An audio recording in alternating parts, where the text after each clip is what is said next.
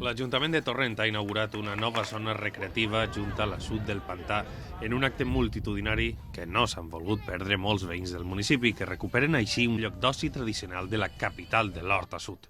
A més d'una zona per a jocs infantils i una pista multideportiva, s'han instal·lat taules, bancs i plantes aromàtiques.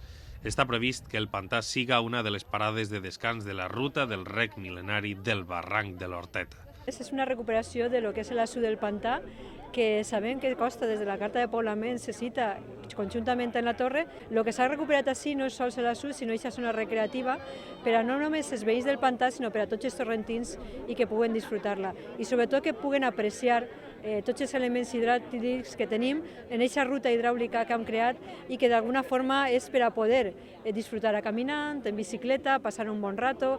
Els treballs d'adequació d'esta parcel·la de 1.500 metres quadrats han sigut realitzats per un taller d'ocupació format per 40 torrentins en situació d'atur que han après així un nou ofici. Y a través de un taller de empleo y también ayudas de turismo hemos puesto en valor todo el patrimonio que hay en esta zona del pantano, un patrimonio histórico que pertenece a Torrente y que aporta valor a este municipio.